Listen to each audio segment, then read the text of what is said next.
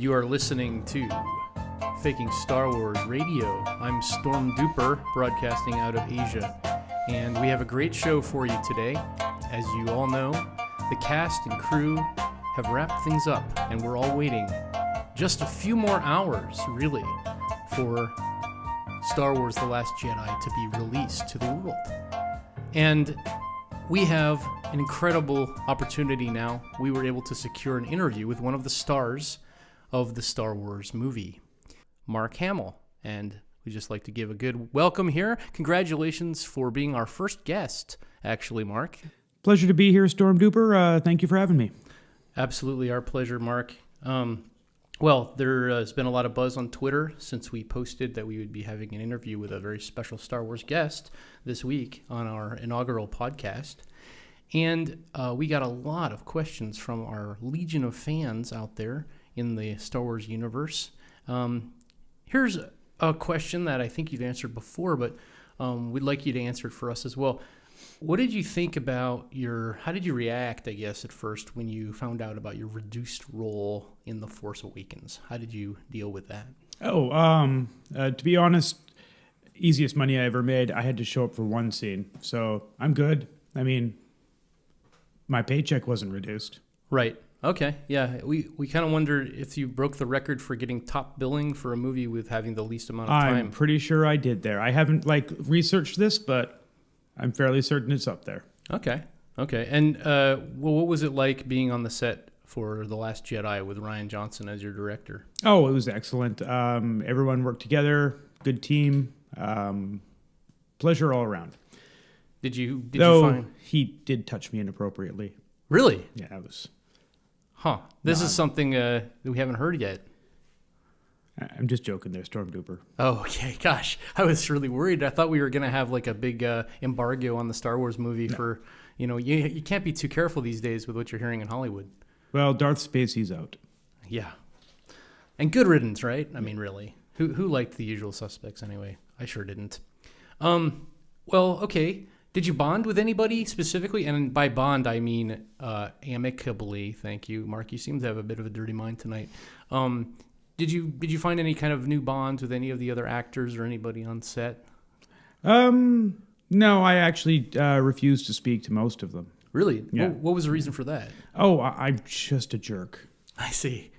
Yeah. Did you find that the cast sort of reacted harshly to that, or did they come to expect it from you? Or they might have reacted harshly, but when you're in your trailer, you don't tend to notice these things. So. Oh, so you spent a lot of time alone? Oh, yeah. How did you entertain yourself in between shooting days and stuff? Honestly, I watch Half in the Bag. Really? Yeah. Oh, okay. That's a decent show. That's kind of an affiliate. They like us and we like them. So, yeah. Well, you don't have to divulge this if you think it's too sensitive or too secret. But was there any kind of on-set romance between any of the actors on the? I would have to say not that I know of. I mean, I didn't notice that. I mean, between the actors and the sounds crew, loads. Really? What? Oh, yeah. Like, are we talking Daisy Ridley? Or all of them. John Boyega? Big Oscar orgies. Isaac? Really? Everybody? Oh, yeah. I'm joking, Storm Duper. Oh gosh, I was just sort of, I've been a little worried about this movie in general just because of all the things surrounding the other rumors on Hollywood. So, I mean, please, be gentle. Everything was kept pretty clean on set. Okay. I mean, I may be a host of a comedy podcast, but I actually don't have a sense of humor myself at all. So, I mean, when you're making jokes about Star Wars here, I'm starting to take you a little seriously, and it's starting to bother me. So could you just kind of tone it down a bit? I may not be able to handle it, and I may have to order a pizza. So, okay. All right. Well, if you have to order that pizza, pepperoni. Well, the problem is that I shaved today, and so I don't have a neck beard to use as a napkin. So, yeah. Honestly, that was surprising when I first met you in that dark alley, and you invited me back to your place. I thought that was going to be something very different there, but. Yeah. Back alley pizza is the only way to go. Back alley pizza, yeah. Okay, your life has obviously been changed drastically because of your involvement in Star Wars over the last 40 years. Sure. And I'm sure you've given thought to just being a fan. I mean, what is the average fan's experience? If you could be fan for a day, what would you do? See, the problem with this is I've never watched Star Wars. Really? Yeah. Not once. Not once? Not even once. dailies? No. Wow. No. I don't like to watch the films I perform in. Okay, So I see. it's just I've never seen Star Wars, and so and when you're an actor, you're just going from scene to scene, and it's kind of disjointed, and it's all out of order. So I don't really know exactly like what the appeal is or what everyone's talking about. So you've just been faking it basically for 40 years. I mean, I'm an actor. I do my job. Wow, that's quite the confession. I mean, But we've seen you I've at... never actually seen the movie. Wow. I mean, I know what happens in it because people tell me, and I was there. Okay. But I've never seen the finished product. Huh. You know, how do you think fans are going to react to this news? Because a lot of people sort of have you on this pedestal of being kind of like a spokesperson for the Star Wars universe, for lack of a better word, as like a golden boy. And you seem so earnest and everything when we see you on Twitter and at these conferences giving fans what they want. How do you think they're going to turn on you as a result of this news? No, I don't think so. Yeah. No, I mean, What I'm made Luke you Skywalker. What can you do? What made you decide to come clean and tell everybody about this now? I think I've mentioned it before, but no one's listened. I see. It's not because of your role in The Last Jedi or anything like that. No. Okay. All right. No. Well, getting back to the filming, we did have a lot of questions about that. Were there any particular scenes in The Last Jedi that you expected to film or that you really wanted to be filmed that weren't done, or anything you thought could happen with Luke's character that didn't happen that you were hoping would? Well, I think originally, the plan was to kind of write me out of this movie. However, obviously, Harrison Ford beat me to the punch on that one, and without Han, they wanted me to continue on for the next two. Okay. So would you say your and role then is... with Carrie Fisher's unfortunate demise, we have I'm definitely going to have to carry the next one as well. I see. So, I mean, would you say that your role was enhanced in terms of being more of a part of this film than The Force Awakens? Well, How much? Okay, let me ask you this. What percentage of the movie are you in? Of The Last Jedi? In The Last Jedi, I'm going to be in 99% of the films. 99%? Or 99% of the scenes, yes. Really? Yeah. Wow. How does that work? Oh, well, because pretty much it's the story of Rey and I going on our adventure and her learning to use the Force. So I'm there or in the background or something in almost every scene. So has Luke kind of learned some sort of Force bilocation teleportation ability or something to be able to do this? Or I mean, No. It's just the fact that hyperdrive is now like incredibly efficient.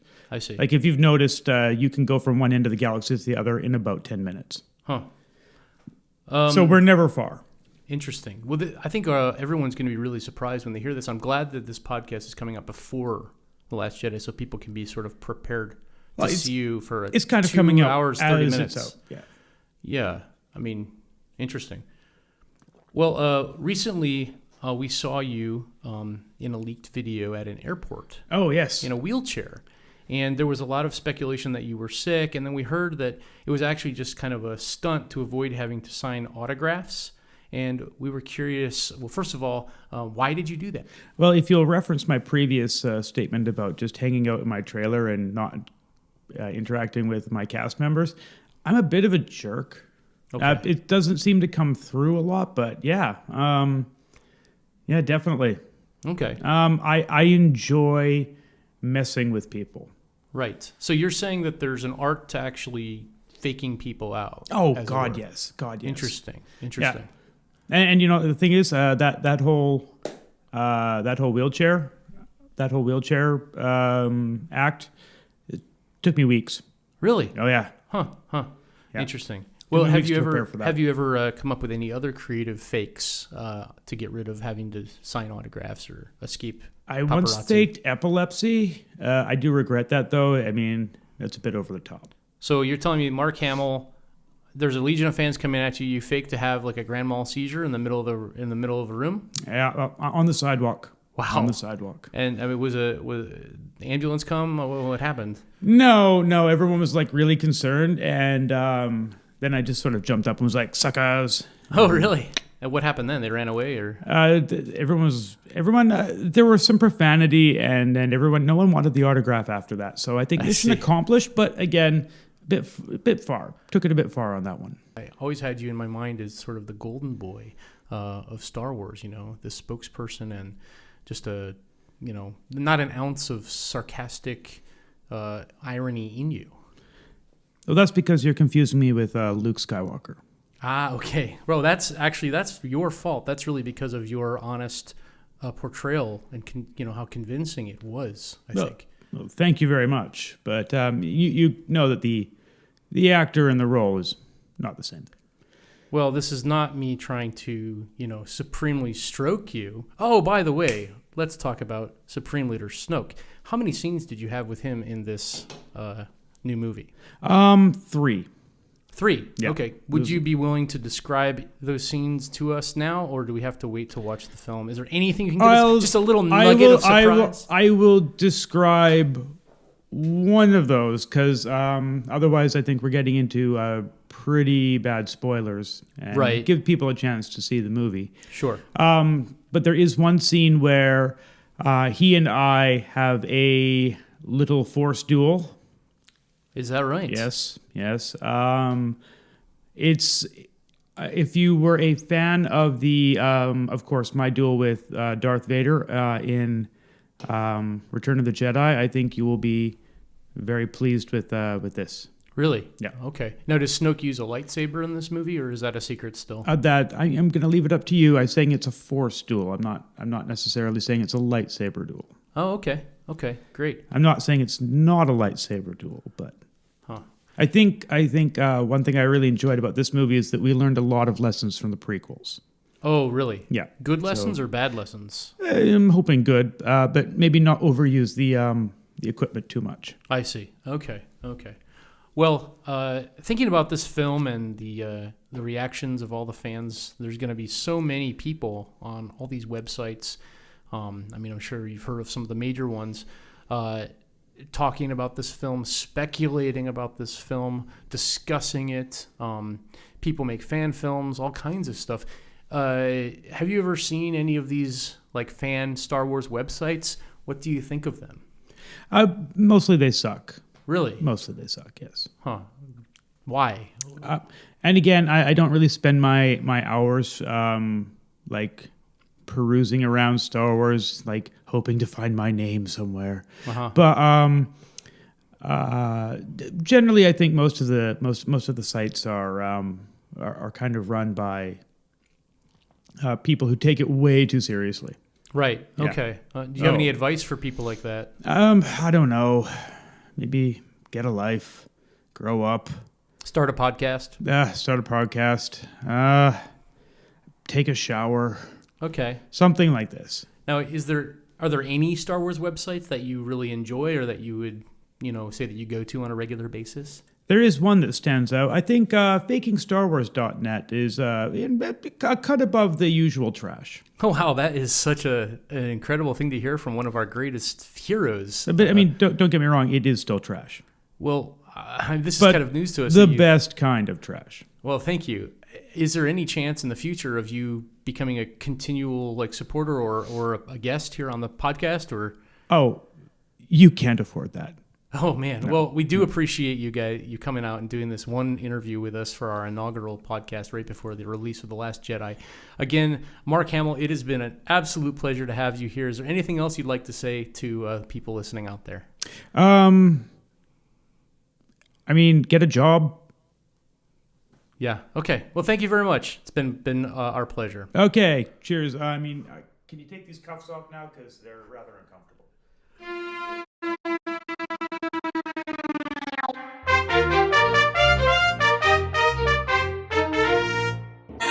Faking Star Wars Radio, brought to you by fakingstarwars.net. I'm Storm Duper, and we're going to do a little segment now that we like to call Don't Step in the Prequel Poodoo.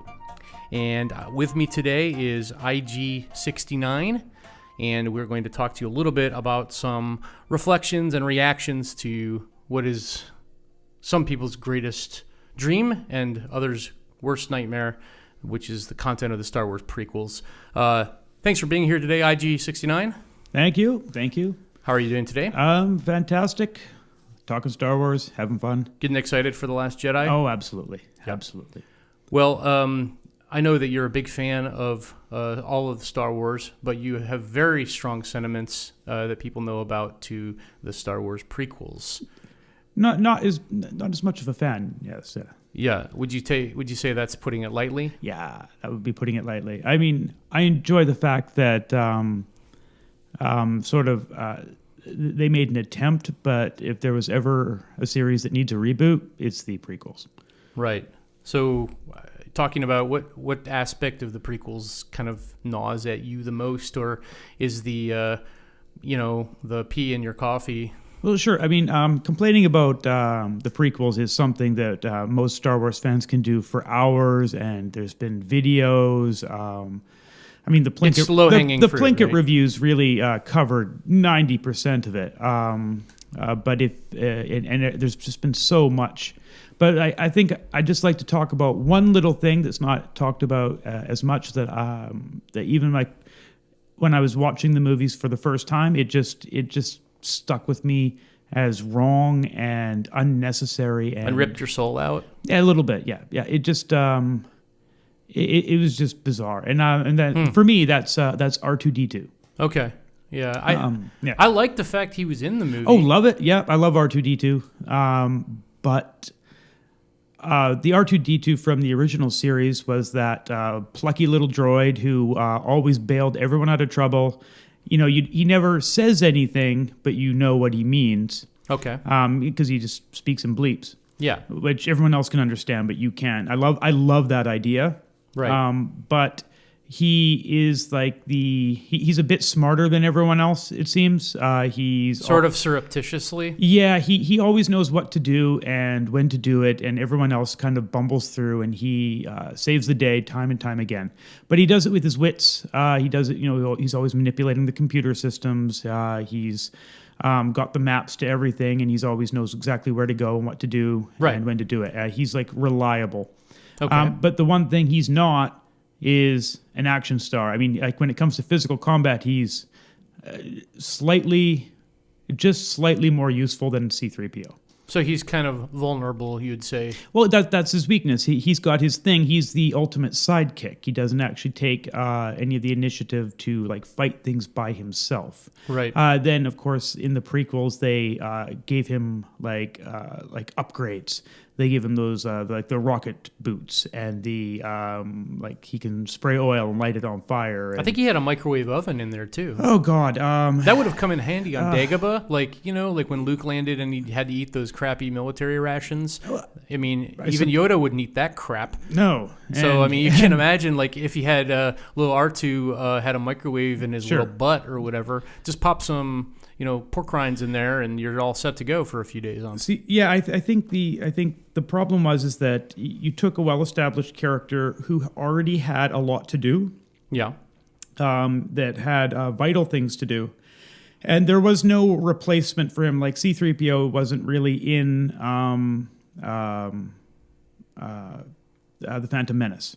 Right. Well, he was a shell of himself. Yeah, naked. He was just introduced naked and afraid. as Anakin's little pet project. Right. And that, of course, was horrible, and it's been complained about enough. I don't need to add more to that. That's fine. Actually, we don't want you to add anything. So, we'd like you to just stand there and look pretty, if you could, on radio for 5 minutes. No, I do have a face for radio, so. Yeah. Okay. But people want that. They actually have too much noise in their life anyway. And so if you could just sit there and we could listen to silence for a few minutes while we contemplate R2-D2, that would be fantastic. A moment of silence for R2-D2. No. Anyway. Okay. So the big thing is when he first comes out, he's on the Naboo cruiser. Right. That's great. He comes out, he fixes the stuff. They get away.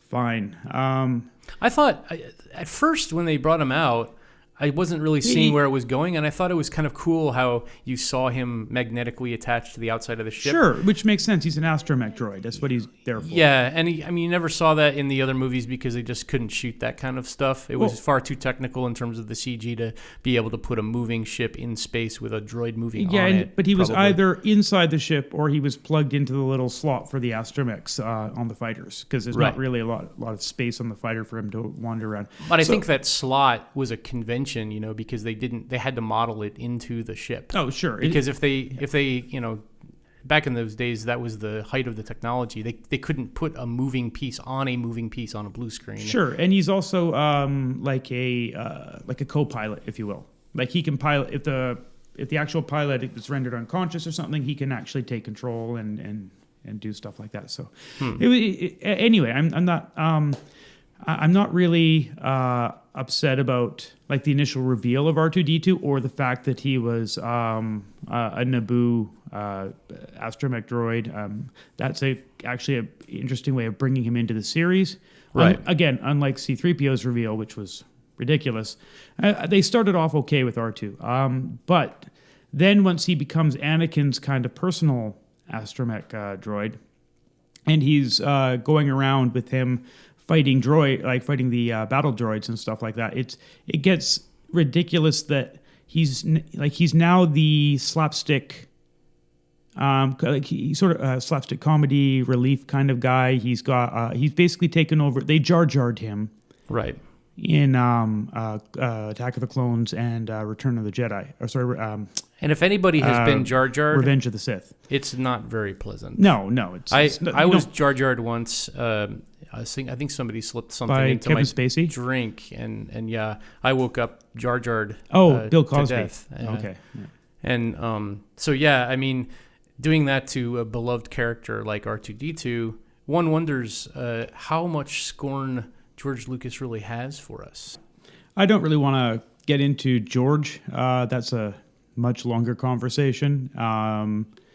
But as I said, all I want, my whole point is that you have the plucky, brave, intelligent sidekick character who always gets everyone out of trouble, and then suddenly he's the action fool. He's just he's out there doing schlocky action with comedic overtones, like he's slapstick, right? And R2 was never slapstick. He was funny, but he was never the he was cute. He was cute and amusing. He wasn't slip on the banana peel guy. You know what I mean? That again was maybe more C-3PO's territory, but R2 he does slip on a banana peel in the Phantom Menace, doesn't he? Or he steps in poop or something. Well, that's Jar Jar. Okay, yeah. Right. No, C-3PO's barely in the prequels, so. Anyway, I just thought that was that always struck me as unnecessary and odd. None of the scenes that have R2 doing anything needed to be there. It was ridiculous that his character was doing any of those activities. They could have used him much better and been a bit more subdued way. Well, thank you. This has been really good, really interesting to hear from you, IG-69.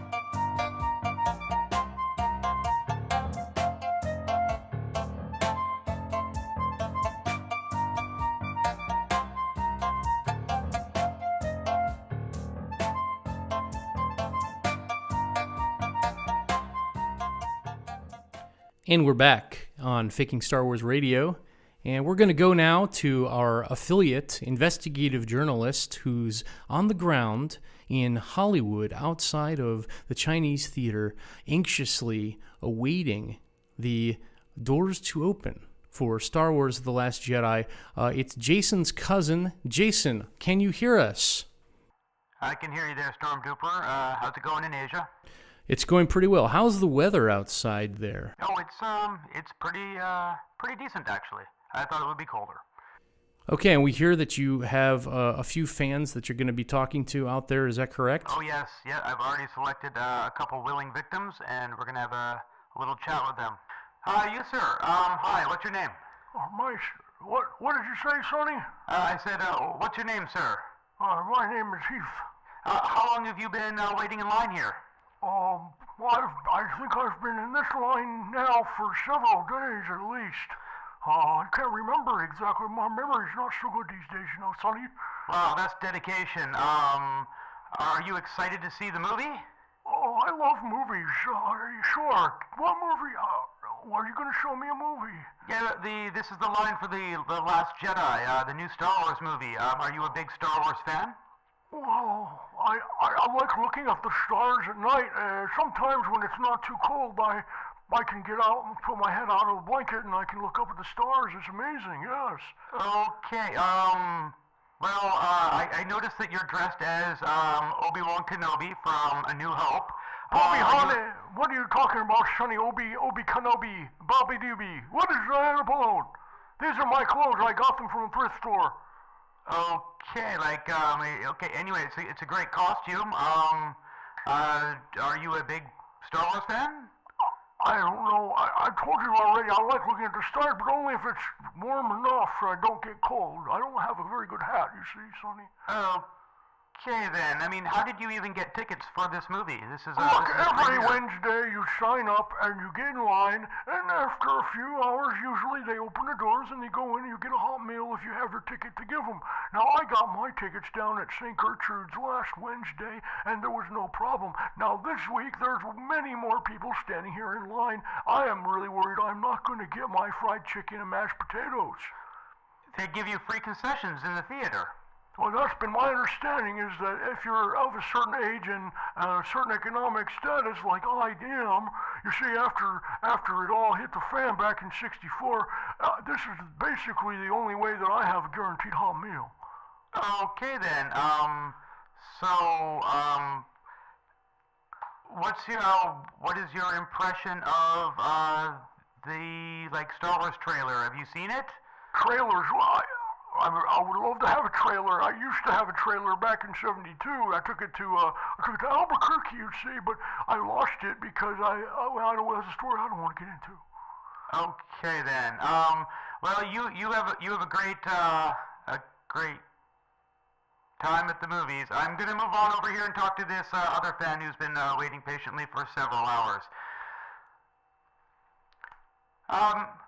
Hello, sir. I see that you've been waiting in the Star Wars line. How long have you been here? I've been here for, a few days now, I think, yeah. Oh, okay, great. So, you are a big Star Wars fan? Daddy said, he said you go buy me a ticket and I can go see a Star Wars movie, but all I have to do is wait out here in the line, see? And Daddy said he's gonna go and he could come right back, but it's been a few days now.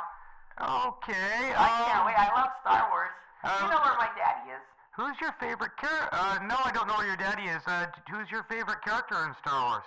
I like Jar Jar Binks. He's cute. Okay. Yeah. Right.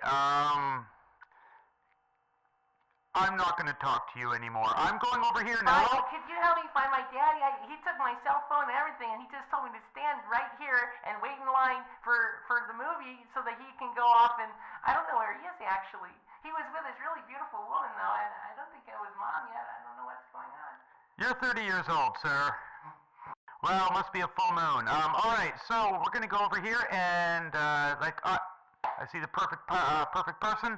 Let's go over here and ask them about their Star Wars experience.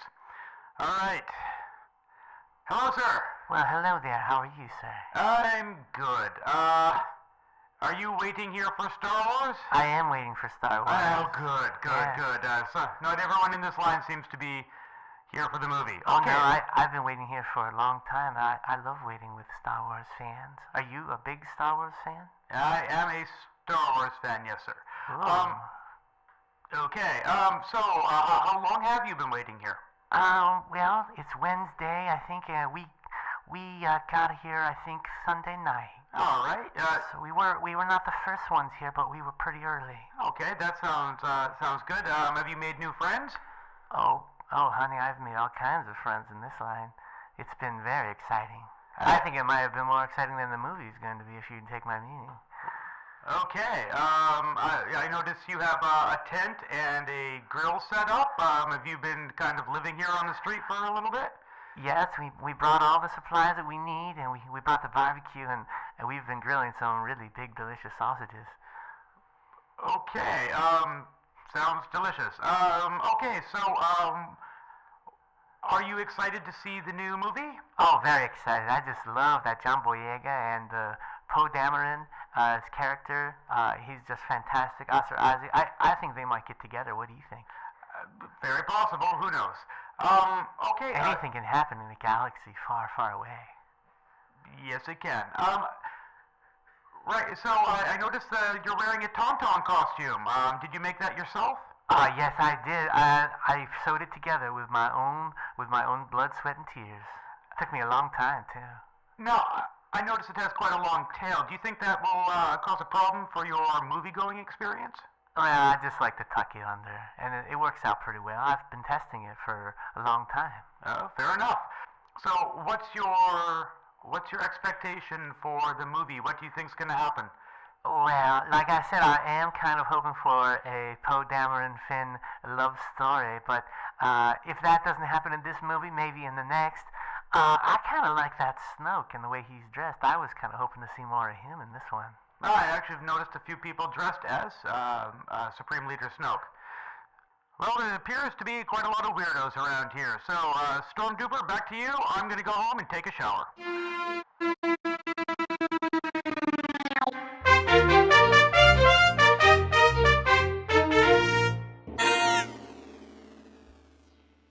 And now a word from our sponsors.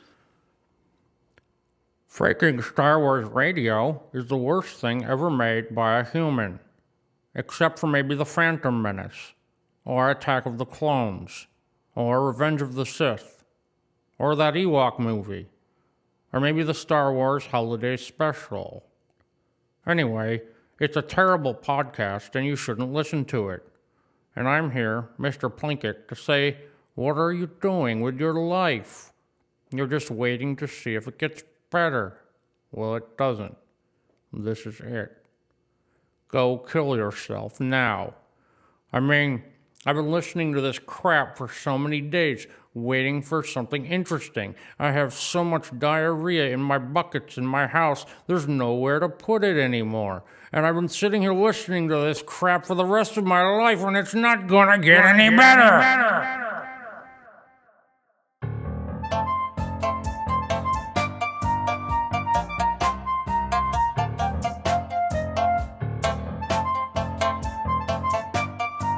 And we're back at Faking Star Wars Radio, brought to you by FakingStarWars.net. I'm Storm Duper.